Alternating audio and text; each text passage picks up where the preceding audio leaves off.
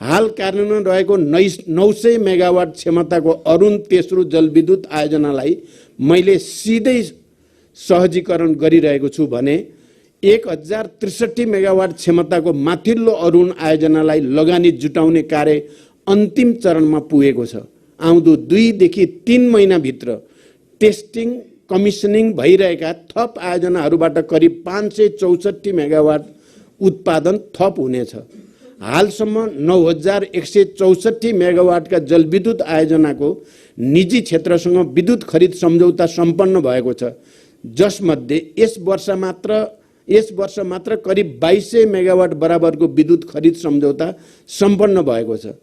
Sunkoshi Marin diversion तथा Kamala diversion सिँचाइ आयोजनाहरूलाई समेत थप पानी उपलब्ध गराउन सक्ने 678 मेगावाट क्षमताको सुनकोशी तेस्रो जलविद्युत आयोजना पनि सरकारको प्राथमिकतामा छ।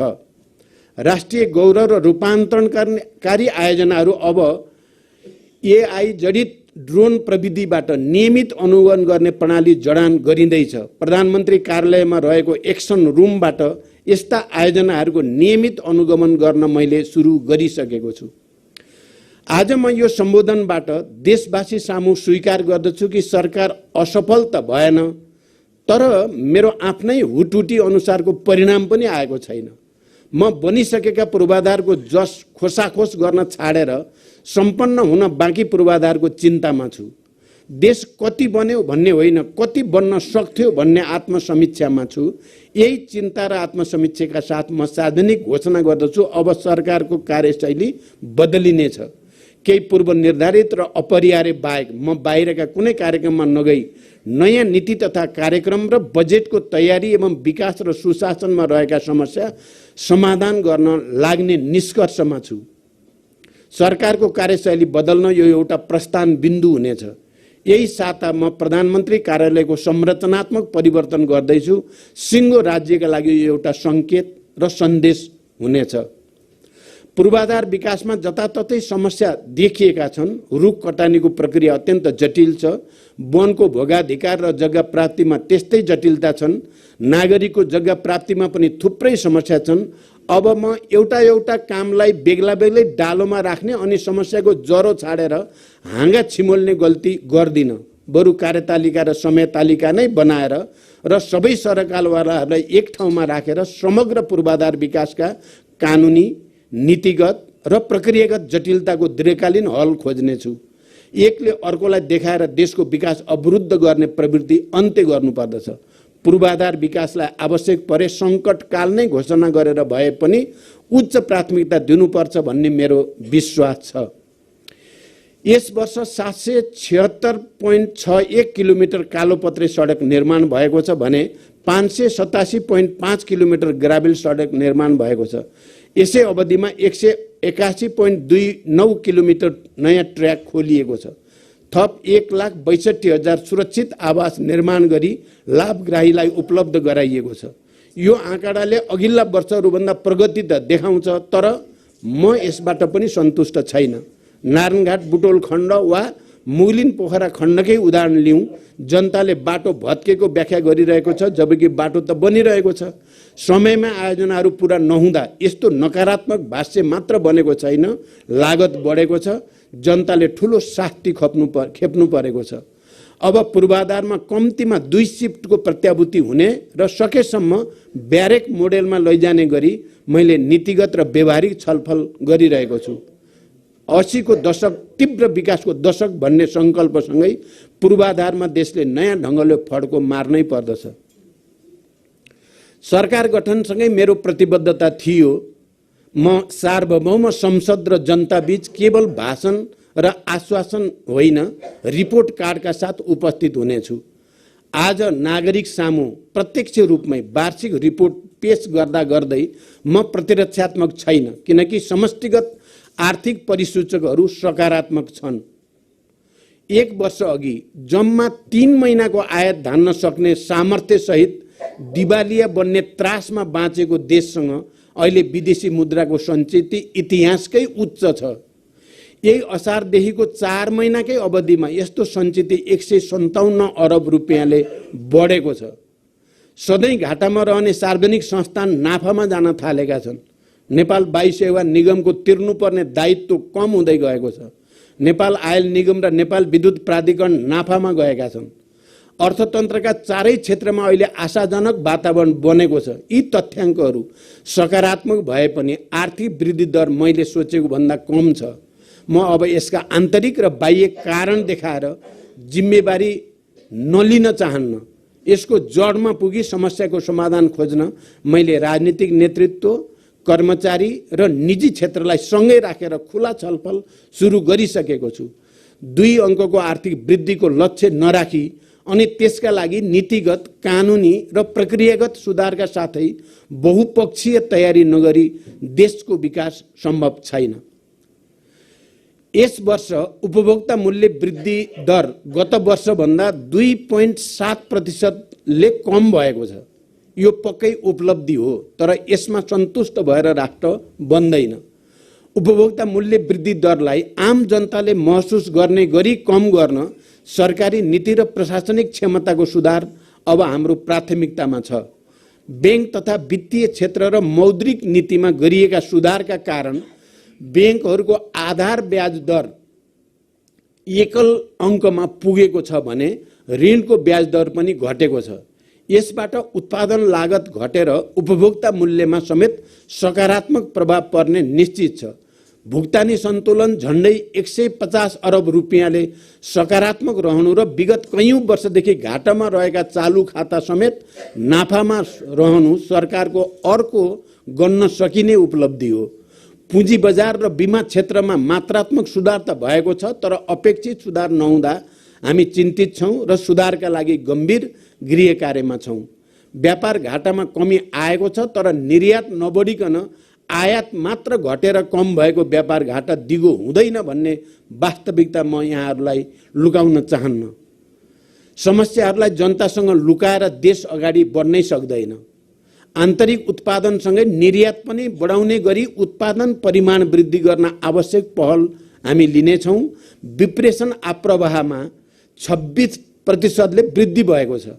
अब हाम्रो ध्यान विप्रेषणसँगै भित्रिने सिप, अनुभव र दक्षताको उपयोग गरी देशभित्र उत्पादन र रोजगारी बढाउनेतर्फ केन्द्रित हुनेछ।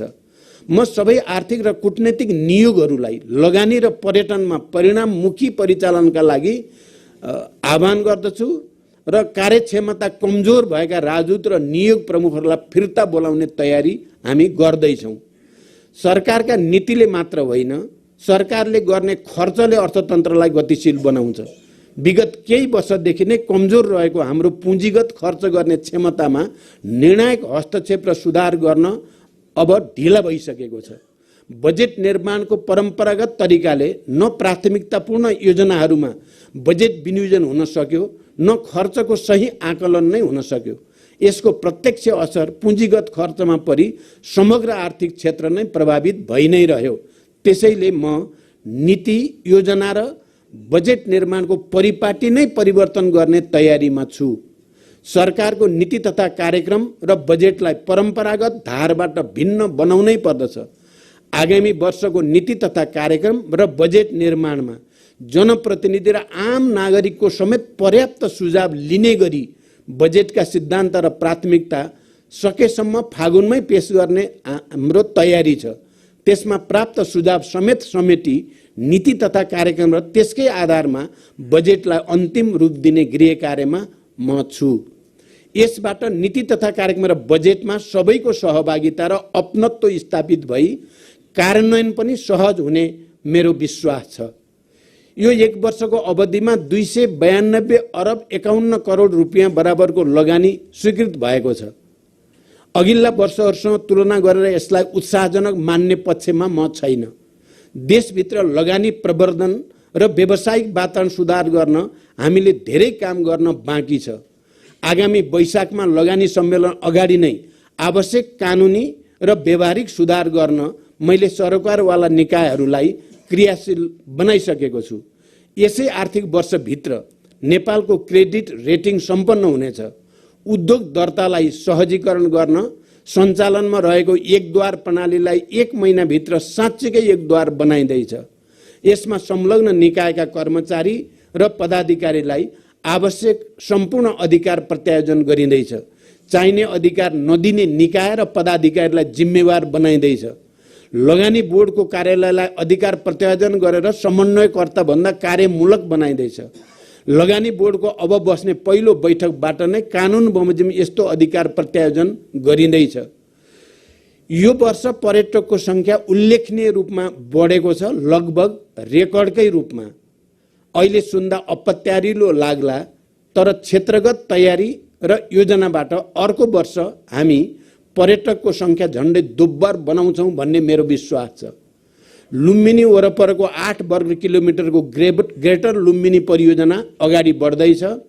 ग्रेटर लुम्बिनी अन्तर्गत रामग्राम र कपिलवस्तुको गुरु योजना अगाडि बढिरहेको छ। फरक फरक क्षेत्रका पर्यटकका लागि सरकारले फरक फरक रणनीतिमा काम गरिरहेको छ। ठुलो खर्च भएका पोखरा र भैरवा विमानस्थललाई पूर्ण सञ्चालनमा ल्याउन सकिएको छैन। भैरवा अन्तर्राष्ट्रिय विमानस्थलबाट छिमेकी मुलुकका नजिकका विमानस्थलसम्म कम उचाइमा उडान गर्ने साना विमान सञ्चालनको पहल पनि भइरहेको छ। भैरवा र पोखरा विमानस्थलबाट अन्तर्राष्ट्रिय उडान र अवतरण गर्ने विमानहरूलाई इन्धन, टर्मिनल, ग्राउन्ड ह्यान्डलिङ र अन्य सेवा शुल्कमा सहुलियत दिएर प्रोत्साहन गरिँदैछ। निजगढ विमानस्थलको समेत निर्माण सुनिश्चित गरी काठमाडौँ, भैरवा र पोखरा विमानस्थलको विस्तार तथा सञ्चालन पनि सार्वजनिक निजी साझेदारी मोडेलमा अघि बढाउने विकल्पमा समेत छलफल सुरु भएको छ। सुविधा सम्पन्न खेल मैदान बिना नै नेपाली क्रिकेट खेलाडीहरूले विश्वकपको यात्रा तय गरे।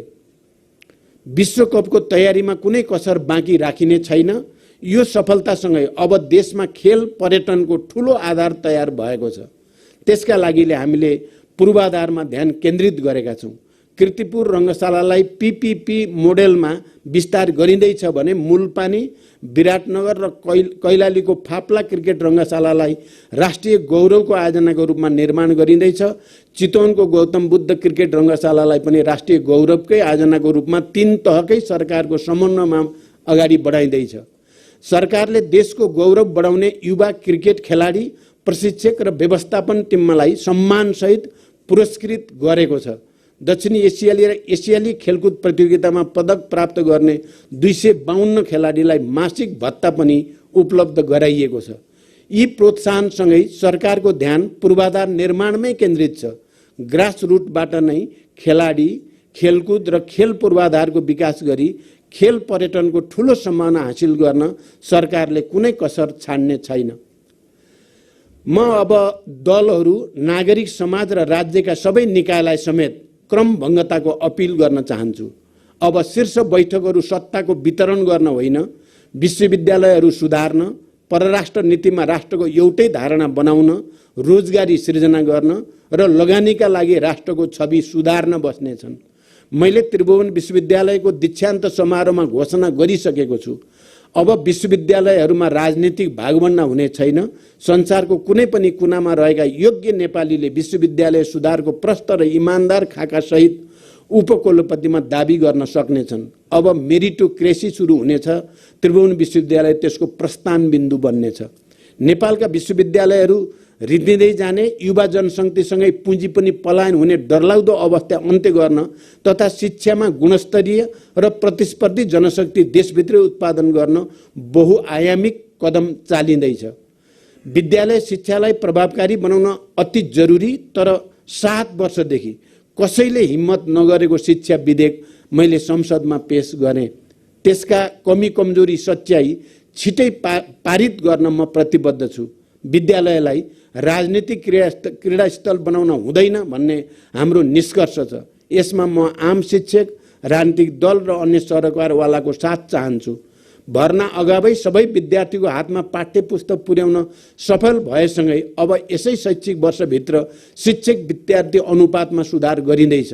7 प्रदेशमा सुविधायुक्त स्टुडियो निर्माण गरी दुर्गम र दक्ष शिक्षकको अभाव भएका स्थानीय तहहरूमा रहेका विद्यालयहरूलाई आगामी शैक्षिक वर्षदेखि नै सूचना प्रविधिको माध्यमबाट विज्ञान, गणित र अङ्ग्रेजी विषयको पठन पाठन सुरु गरिँदैछ। चिकित्सा शिक्षालाई सस्तो र आम जनताको पहुँचमा पुर्याउन तथा गुणस्तरीय स्वास्थ्य सेवा प्रदान गर्न सरकारी अस्पतालहरूमा नर्सिङ, प्यारामेडिक्स लगायतका शैक्षिक कार्यक्रम सञ्चालनको गृह कार्य भइसकेको छ। शहीद धर्मगुप्त राष्ट्रिय मानव अङ्ग प्रत्यारोपण केन्द्रलाई 500 शैय्याको अत्याधुनिक अस्पतालको रूपमा विकास गर्न सरकारले प्रक्रिया अगाडि बढाइसकेको छ। प्रादेशिक प्रयोगशालासँगै सरकारी अस्पतालका प्रयोगशालाहरूको शुल्कमा एकरूपता कायम गरिँदैछ। ज्येष्ठ नागरिकका लागि विशेष स्वास्थ्य सेवा सुनिश्चित गर्न 94 अस्पतालमा जेरियाट्रिक वार्ड स्थापना गरिएका छन्। 2074 सालमा म प्रधानमन्त्री हुँदा राष्ट्रिय स्वास्थ्य बिमा ऐन ल्याइएको हो, तर बिमा कार्यक्रम त्यसको भावना र व्यवस्था अनुसार अघि बढेन। अब यसलाई सुधार्दै मेरै कार्यकालमा बनेको ऐन बमोजिम नागरिकको स्वास्थ्यमा पहुँचको संवैधानिक हकको ग्यारेन्टी गर्ने काम उच्च प्राथमिकतामा हुनेछ। स्वास्थ्य बिमा ऐन बमोजिम बिमाको प्रभावकारी कार्यान्वयनको लागि नीतिगत र प्रक्रियागत सुधार, बोर्डको क्षमता अभिवृद्धि, बलियो अनुगमन र मूल्याङ्कन संयन्त्र, बिमाको दायरामा वृद्धि र सबैको आबद्धता, उपचारका लागि अस्पताल लगायतका संरचना र सेवाको गुणस्तरमा व्यापक सुधार र जनशक्ति व्यवस्थापनका लागि सरकार तदारकताका साथ लागिरहेको छ। बिमाको हालको रकमको दायरा बढाइनेछ र आधारभूत बाहेक हाल सञ्चालित सबै निशुल्क कार्यक्रमहरूलाई समेत एकीकृत रूपमा स्वास्थ्य बिमामा आबद्ध गरिनेछ। स्वास्थ्य बिमालाई केन्द्रमा राखी एकीकृत स्वास्थ्य पूर्वाधार विकास मापदण्ड अनुसार स्वास्थ्य प्रणालीको विकासमा जोड दिइनेछ। मैले संसदमा सुरुकै दिन गरेको सङ्कल्प थियो सुशासन। देशमा एउटा भिआइपी कल्चर स्थापित भइरहेको थियो। हाई प्रोफाइलहरूलाई कानुनले छुनै सक्दैन भन्ने आम मनोविज्ञान बनिरहेको थियो। सरकारले नक्कली भुटानी शरणार्थी प्रकरण, ललिता निवास प्रकरण, त्रिभुवन विमानस्थलबाट सुनको अवैध यातायात लगायतका काण्डमा इतिहासकै सबैभन्दा ठुलो अनुसन्धान र कारबाही गरेपछि जनतामा लोकतन्त्रप्रति भरोसा बढेकै छ। कहिले कानुनले नछुने ठानिएका उच्च पदस्थ कानुनको नियन्त्रणमा आए। देशमा पहुँच होइन विधिको शासन छ भन्ने मान्यता स्थापित गर्न सरकारले कुनै लापरवाही गरेन। यसबाट कानुनको सर्वोच्चता मात्र होइन, लोकतन्त्रकै सर्वोच्चता पनि स्थापित भएको छ। त्यसैले मैले लोकतन्त्रको सर्भिसिङ र शुद्धिकरण भनेको छु। यो क्रम निरन्तर जारी रहनेछ। मिटर ब्याजी र सहकारीका ठगहरू पनि राज्यको नियन्त्रणमा आइरहेका छन्। वर्षौंदेखिको विकृति र व्यथितिको चक्र भत्काउन सरकार उत्तिकै प्रतिबद्ध छ। एनसेलको सेयर बिक्रीबारे जानकारी पाए लगत्तै अत्यन्त संवेदनशीलताका साथ यो विषयलाई लिँदै छानबिन तथा अध्ययन समिति मार्फत राष्ट्रिय हितको संरक्षण गर्न सरकार प्रतिबद्ध छ। समितिले छानबिन तथा अध्ययनको काम अघि बढाइरहेको कुरा यहाँहरूलाई अवगत नै छ। यसबीचमा किसानहरूलाई समयमै 4,01,000 मेट्रिक टन रासायनिक मल सुनिश्चित भएको छ। सतह र भूमिगत सिँचाइ आयोजनाहरूबाट थप 21,169 हेक्टरमा सिँचाइ सुविधा पुर्याइएको छ। यस अवधिमा 296 डिप ट्युबवेल र 3,244 स्यालो ट्युबवेल सिँचाइ प्रणालीको निर्माण भएको छ। कृषिमा राज्यको लगानी घटेको छैन, तर उत्पादकत्व बढेको पनि छैन। सहुलियत दरमा कृषि ऋण वास्तविक किसानसम्म पुर्याई कृषि क्षेत्रमा उपलब्ध गराइएका अनुदानहरूलाई यसै आर्थिक वर्षभित्र एकीकृत गरी आगामी वर्षदेखि किसानको सूचीकरणका आधारमा अनुदान तथा मल वितरण गर्न सुरु गरिँदैछ। प्रमुख खाद्यान्न तथा तरकारीमा उत्पादनमा आधारित अनुदान प्रणाली लागू गरिँदैछ। दूध किसानहरूको बाँकी बक्यौता 2080 चैत्रभित्र भुक्तानी हुँदैछ। तर यी सुधारले मात्रै पनि कृषि क्षेत्रले फड्को मारिहाल्ने अवस्थामा हामी छैनौँ। कृषिमा अब परम्परागत ढङ्गले सोचेर पुग्ने अवस्था छैन। खाद्यान्न प्रणाली तथा कृषि क्षेत्रको रूपान्तरणको लागि कृषि क्षेत्रमा सरकारी, निजी, विकास साझेदार र सहकारी क्षेत्रको लगानी बढाउन कृषि क्षेत्रमा लगानी दशक 2081 देखि 2091 नै घोषणा गरी अगाडि बढ्ने सरकारको तयारी छ। आगामी असार मसान्तसम्म 30 वटा प्रयोगशाला सहितको एकीकृत कृषि तथा पशु सेवा केन्द्रको निर्माण सम्पन्न हुँदैछ। कृषि उपजको बढ्दो आयात, जलवायु परिवर्तन लगायतका कारणले कृषि क्षेत्रमा परेको चाप कम गर्न र प्रमुख कृषि उपजमा आत्मनिर्भरता हासिल गर्न ठूला सिँचाइ आयोजनाको कमान्ड क्षेत्रमा मल बिउको सुनिश्चितता एवं संरचनागत सुधारसहित 17,000 हेक्टरमा चैते धान खेती प्रवर्धन गर्न सरकारको तयारी छ।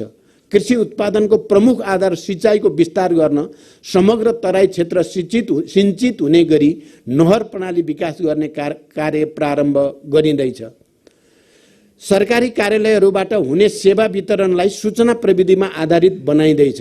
मेरो पहिलो कार्यकालमा रणनीतिक महत्त्वको रूपमा सुरु गरिएको मध्य पहाडी लोकमार्गलाई सूचना महामार्गको रूपमा विकास गरिँदैछ।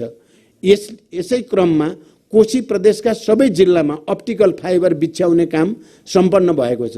चैतभित्र सबै केन्द्रीय स्तरका सरकारी कार्यालयहरूमा सूचना प्रविधिमा आधारित एकीकृत कार्यालय व्यवस्थापन प्रणाली लागू हुँदैछ। प्रशासन लगायत समग्र शासकीय पक्षमा सुधार गर्न प्रधानमन्त्रीकै अध्यक्षतामा तत्कालै शासकीय सुधार आयोग गठन गरिँदैछ। यस्ता आयोगहरूका अन्तिम प्रतिवेदन प्राप्त भएपछि मात्र कार्यान्वयन लैजाने परम्पराको अन्त्य गरी यसपटक समयबद्ध सुझाव तत्कालै कार्यान्वयन लैजाने र परिणाम दिने सरकारको तयारी छ। निजामती सेवा कानुन र सार्वजनिक खरिद कानुन संसदको आगामी हिउँदे अधिवेशनबाट पारित गरी कार्यान्वयनमा लगिँदैछ। भूमि ऐन र वन ऐनमा रहेको विरोधाभास हटाई तिनलाई विकास मैत्री बनाइँदैछ। संसदमा विचाराधीन विधेयकहरू आगामी हिउँदे अधिवेशनमा पारित गर्न सबै राजनीतिक दलसँग सहकार्य र समन्वय भइरहेको छ। नेपालको शान्ति प्रक्रिया संसारका लागि अनुपम र उदाहरणीय छ। अन्तर्राष्ट्रिय मञ्चमा त्यो तथ्य स्वीकारिएको पनि छ। तर यो प्रक्रियाका केही काम टुङ्ग्याउन भने बाँकी छन्। अब आम सहमतिमै शान्ति प्रक्रियाका बाँकी काम सक्न म कृत सङ्कल्पित छु। नेपालको संविधान, सर्वोच्च अदालतको फैसला, बृहत शान्ति सम्झौता, मानव अधिकार सम्बन्धी अन्तर्राष्ट्रिय मूल्य मान्यता तथा पीडितको सरकारलाई केन्द्रमा राखी बेपत्ता पारिएका व्यक्तिको छानबिन, सत्य निरूपण तथा मेलमिलाप आयोग ऐन 2071लाई संशोधन गर्न बनेको विधेयक प्रतिनिधि सभाको कानुन, न्याय तथा मानव अधिकार समितिमा छलफलको क्रममा छ। यसलाई सार्वभौम संसदबाट आम सहमतिले अगाडि बढाउन सकिन्छ भन्ने विश्वास छ। यसबीचमा जनयुद्ध, जनआन्दोलन, मधेस आन्दोलन तथा विभिन्न आन्दोलनका घाइते तथा अपाङ्गहरूलाई सम्मान पत्रका साथै निःशुल्क उपचार, रोजगारी र जीविकोपार्जनको व्यवस्था गर्न आवश्यक प्रक्रिया अगाडि बढाइएको छ। साथै जनआन्दोलन र जनयुद्धका क्रममा जीवन उत्सर्ग गर्ने 8,471 जना शहीदहरूको नामावली नेपाल राजपत्रमा प्रकाशन गरेर सम्मान प्रदान गरिएको छ। शारीरिक क्षमता भिन्न भएर पनि समाजका हरेक क्षेत्रमा योगदान पुर्याइरहेका अपाङ्ग समुदायले भोगिरहेको पीडाप्रति म सचेत छु। उहाँहरूको संवेदनशीलतालाई सरकारले विशेष कार्यक्रम मार्फत सम्बोधन गर्नेछ। मैले प्रधानमन्त्रीको हैसियतमा गरेका विदेश भ्रमणहरूमा नेपालको प्राथमिकता, चासो र आपसी सहकार्यका विषय प्रष्ट राखेको छु। भारत र चीनसँग सुदृढ र सन्तुलित सम्बन्ध कायम भएको छ। नेपालको विकास प्रयासमा यी छिमेकी देशहरूको सहयोग र समर्थनमा वृद्धि भएको छ। इटालीको रोममा भएको विश्व खाद्य सम्मेलनमा नेपालले खाद्य सुरक्षा र अल्पविकसित मुलुकहरूको समस्या समाधानमा राखेको प्रस्तुतिले संसारकै ध्यान तानेको छ। संयुक्त राष्ट्रसङ्घको महासभा र त्यसका अन्य बैठकहरूमा नेपालले राखेका विषयवस्तुले अन्तर्राष्ट्रिय ध्यानाकर्षण पाएका छन्। मेरो निमन्त्रणा भएको संयुक्त राष्ट्रसङ्घका महासचिवको नेपाल भ्रमण र अघिल्लो महिना दुबईमा भएको जलवायु परिवर्तन सम्बन्धी सम्मेलन COP28 मा नेपालको प्रस्तुति फरक र प्रभावकारी रह्यो।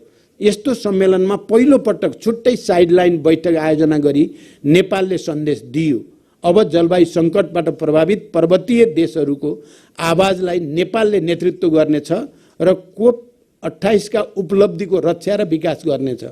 जलवायु न्याय र समानताको अवधारणालाई नेपालले अझ प्रभावकारी रूपमा प्रवर्धन गर्ने समय आएको छ। जलवायु सङ्कटको मुख्य कारक रहेको कार्बन उत्सर्जन घटाउन र जलवायु वित्त परिचालन गर्ने दायित्व पूरा गर्न विश्व समुदायले हामीले घचघच्याइरहेका छौँ, घचघच्याइरहनेछौँ। अन्तर मन्त्रालय संयन्त्र र विज्ञ सम्मिलित अन्तर्राष्ट्रिय वार्ता टोली बनाई त्यसलाई पूर्ण म्यान्डेट सहित संयुक्त राष्ट्रसङ्घ लगायतमा बहुपक्षीय वार्ताहरूमा नेपालका प्राथमिकता प्रस्तुत गर्न र अवसर जुटाउन परिचालन गरिँदैछ। यसका साथै कार्बन व्यापारमा पहुँच र जलवायु परिवर्तन सम्बन्धी हरित जलवायु कोष हानि नोक्सानी लस एन्ड ड्यामेज कोष लगायतमा नेपालको पहुँच बढाउन र छिटो सहयोग प्राप्त गर्न नियमित लबिङ गर्दै देशमा आवश्यक संस्थागत संयन्त्रलाई सुदृढ गरिँदैछ। इजरायलमा हमासको आक्रमणपछि जति तेज गतिमा नेपाली नागरिकको सकुशल उद्धार गरियो त्यो आफैमा एउटा उदाहरण हो भन्नेमा कसैको विमति नहोला। जसरी सुडानबाट 31 जना नेपालीको उद्धार गरियो त्यसै गरी रुस युक्रेन युद्धमा फँसेका नेपालीहरूको शीघ्र उद्धारका लागि पनि हामी निरन्तर कूटनीतिक संवादमा छौं। मेलम्चीको पानी काठमाडौँवासीले उपयोग गर्ने सपना अधुरो रहेको हामी सबैले बुझेका छौं। मैले मेलम्चीको समस्याका बारेमा सबैसँग छलफल पनि गरे। मेलम्चीको पानी काठमाडौँ आउँदैन भन्ने भाष्यलाई गलत साबित गर्नु छ। 17 करोड लिटर पानी 1 महिनाभित्र सुन्दरीजलमा पुर्याउने लक्ष्य सहित 28 दिनको कम्प्याक्ट योजना सहित अहिले हामी काम गरिरहेका छौं। मेलम्चीको दोस्रो चरणको आयोजना बारे पनि संवाद जारी छ। यति मात्र होइन, खानेपानी सम्बन्धी काम गर्ने निकायको संरचनागत सुधार गर्नेतर्फ प्राथमिकता रहनेछ। युगौंदेखि जातीय छुवाछुत र आत्मसम्मानको पीडा खेपेर बाँचिरहेका दलित समुदायको अवस्था लोकतन्त्र स्थापना भएपछि पनि अपेक्षित सुधार हुन अवस्थामा लोकतन्त्र स्थापना भएपछि पनि अपेक्षित सुधार हुन सकेको छैन। दलित समुदायलाई इतिहासदेखि नै हुँदै आएको विभेदको परिपूरण गर्न, क्षतिपूर्ति दिन, विशेषाधिकार दिन राज्यले कन्जुसाइ गर्नु हुँदैन। सामाजिक न्यायको प्रत्याभूति गर्नु संविधानको प्रस्तावनाको मर्मको पहिलो शर्त हो। त्यसैले दलित समुदायको ऐतिहासिक ज्ञान र सिपलाई आधुनिक शिल्पशालाहरू मार्फत संस्थागत र विकास गर्ने, दलित समुदायलाई अरू सरह योग्य बनाउन विशेष कार्यक्रमहरू सञ्चालन गर्ने र हालका संरचनाहरूलाई समेत पुनर्संरचना गरी दलित विकास प्राधिकरणसम्म पुर्याउनेमा म सकारात्मक छु। नेपालमै जन्मेर बुवा आमा नेपाली भएर पनि पहिचानको पीडा झेल्दै बाँचिरहेका लाखौं नेपाली नागरिकलाई नेपाली नागरिक हुनुको गौरव नागरिकता ऐन जारी भएसँगै प्राप्त भएको छ। यो सँगै गैर आवासीय नेपालीहरूको आफ्नो पुर्खासँग साइनो जीवित राख्न गैर आवासीय नागरिकता वितरणको प्रक्रिया पनि सुरु भएको छ। विदेशमा रहेका नेपालीहरूको मतदान गर्ने पाउने आधार सरकारले तयारी अगाडि बढाएको छ।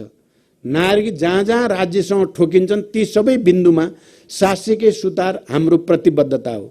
स्थानीय तह समेतको सहयोगमा माघ मसान्तभित्र जनघनत्वका आधारमा जिल्ला प्रशासन कार्यालयहरूमा थप जनशक्तिको व्यवस्था गरी राष्ट्रिय परिचय पत्र र राहदानी प्राप्त गर्ने समयावधि छोट्याइनेछ। राहदानी छपाई कार्यलाई प्रतिस्पर्धाका आधारमा अघि बढाइनेछ। यसै गरी अनलाइनबाटै राहदानी नवीकरणको प्रक्रिया अगाडि बढाउने तयारी भइरहेको छ।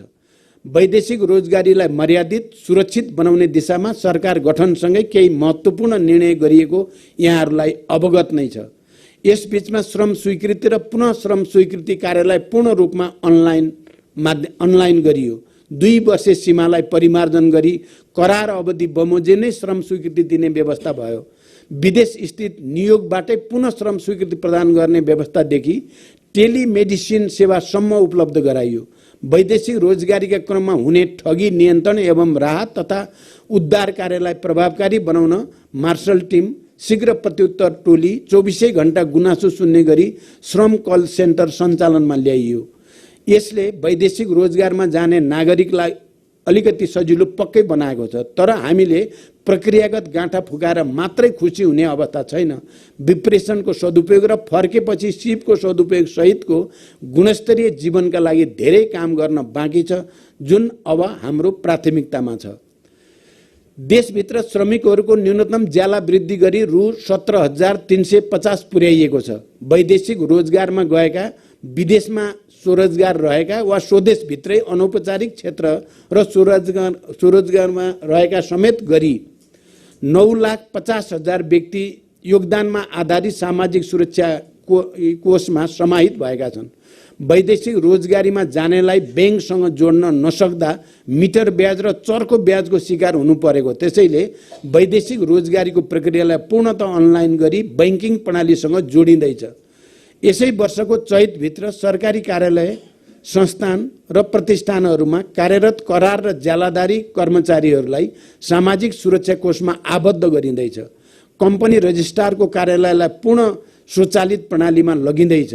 यसै आर्थिक वर्षभित्र कम्पनी रजिस्ट्रारको कार्यालय, उद्योग विभाग र वाणिज्य, आपूर्ति तथा उपभोक्ता संरक्षण विभागका सूचना प्रणालीलाई एक आपसमा आबद्ध गरी उद्योग व्यवसाय दर्ता र नवीकरणका लागि पटक पटक एउटै कागजात विभिन्न निकायमा बुझाउनु पर्ने झन्झटिलो व्यवस्था हटाइँदैछ। लामो समयदेखि बन्द रहेको तातोपानी खासा, रसुवा केरुङ, हिल्सा पुराङ र मुस्ताङको कोरला नाका द्विपक्षीय व्यापारका लागि खुला भएका छन्। त्रिदेशीय कनेक्टिभिटीको विषय मैले दोस्रो पटक प्रधानमन्त्री हुँदा नै उठाएर चीन र भारत जोड्ने सडक कोरिडोरको घोषणा गरेको थिएँ।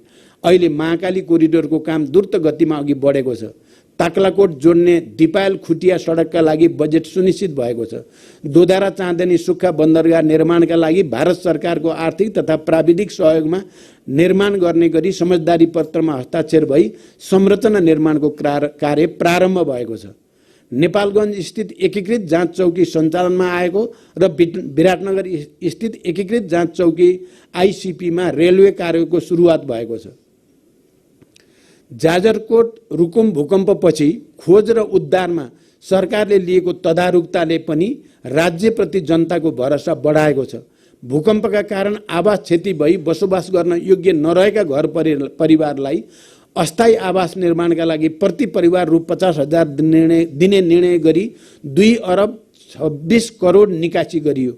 साथै चालु आर्थिक वर्षका लागि संसदीय क्षेत्र पूर्वाधार विकास कार्यक्रमका लागि विनियोजन गरिएको रकम रु 8 अरब 25 करोड हाललाई भूकम्पपछिको पुनर्निर्माण तथा पुनरुत्थानमा खर्च गर्ने र थप रु 1 अरब 75 करोड समेत सो कोषमा थप गरी रु 10 अरब विपद व्यवस्थापनका लागि गराइँदैछ।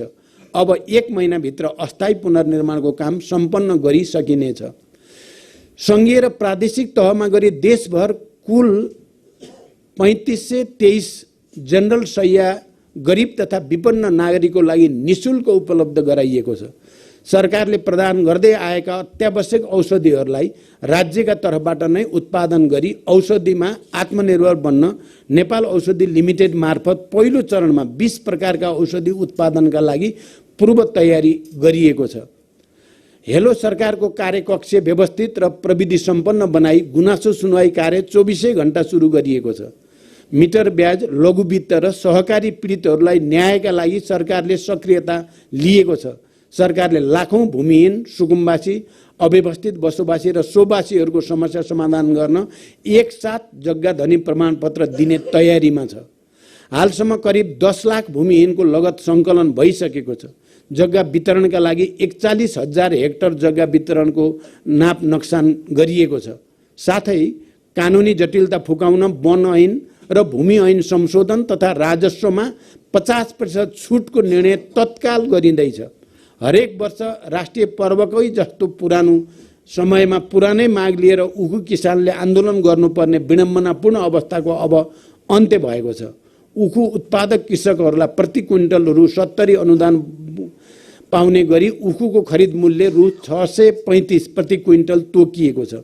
उखु उत्पादक किसानहरूको बक्यौता अनुदान रकम रु 1 अरब 32 करोड अनुदान वितरणको व्यवस्था मिलाइएको छ। सूचना प्रविधि क्षेत्रमा आफ्नै तत्परतामा हजारौं युवाहरूले झण्डै 70 अरब यसै वर्ष मात्र देशमा ल्याएका छन्। अब म उनीहरूसँग नियमित संवादमा बस्छु। उनीहरूलाई अवरोध पुगेका सबै गाँठा फुकाउने र परिणाममुखी संयन्त्र बनाइनेछ। देश किन सोचे जति अघि गएन भने हामीले उद्यमशीलताको विकास गर्न सकेनौं भन्ने समीक्षा गरी अब उद्यमशीलताको माध्यमबाट आर्थिक उन्नति र रोजगारीको घोषणा गर्दैछु। सबै किसिमका नीति, कानुन र स्रोतलाई उद्यमशीलताको दिशामा उन्मुख गराउन तत्काल एकीकृत रणनीति बनाइदैछ। गैर सरकारी क्षेत्रका स्रोतलाई एउटै बास्केटमा राखेर परिचालन गर्ने रणनीति बन्दैछ भने सबै किसिमका स्रोतलाई च्यालेन्ज फन्डमा राखेर परिचालन गरिँदैछ। यस आर्थिक वर्षभित्र उद्योग मन्त्रालयबाट योग्यता पुगेका स्टार्टअपलाई 5 वर्षको लागि 2% ब्याज दरमा 50 लाखसम्म ऋण दिने व्यवस्था मिलाइँदैछ। नागरिकमा उद्यमशील सोच जगाउन विद्यालयदेखि विश्वविद्यालयसम्म समुदायका यथार्थ र सम्भावनासँग जोडिएको प्रविधि उन्मुख पाठ्यक्रम पनि तयार गरिँदैछ। आदरणीय आमा बुवा दिदीबहिनी दाजुभाइहरू, लोकतन्त्र बलियो नभई विकासले गति लिन सक्दैन। जनतामा त्यसको लाभको समान वितरण पनि हुन सक्दैन। अहिले एक थरीले व्यवस्थाप्रति वितृष्णा जगाउन गलत र भ्रामक प्रचारको सहारा लिएका छन्। अहिले भन्दा हिजो एकात्मक शासन राम्रो थियो भन्ने तिनको भाष्य बिल्कुल गलत छ। संघीयताले जनप्रतिनिधि बढे, खर्च बढ्यो भन्ने भाष्य बनाउन खोजिएको छ। तर सत्य के हो? सत्य के हो भने एकात्मक राज्य व्यवस्थामा कुल 1,55,862 जनप्रतिनिधि थिए भने अहिले जम्मा 28,453 जनप्रतिनिधि छन्। हिजो एउटा गाविसमा 47 जना जनप्रतिनिधि थिए भने ती अहिले सामान्यतः ओडामा रूपान्तरण भएका छन्, जहाँ जम्मा 5 जना जनप्रतिनिधि छन्। तर तिनले गरेका कार्यहरूले जनतालाई कति धेरै छुन्छ भन्ने उदाहरण म गत कार्तिकको जाजरकोट भूकम्पपछि बिहान 3 बजेदेखि नै भूकम्प पीडितको खोज, उद्धार र राहतमा खटेका जनप्रतिनिधिको सक्रियताले देखाउँदैन र? हिजो दलित, आदिवासी जनजाति, मधेसी, थारू, मुस्लिमको राज्यका निकायमा प्रतिनिधित्व प्रतीकात्मक र दयापूर्ण थियो। आज सुनिश्चित र अधिकारपूर्ण छ।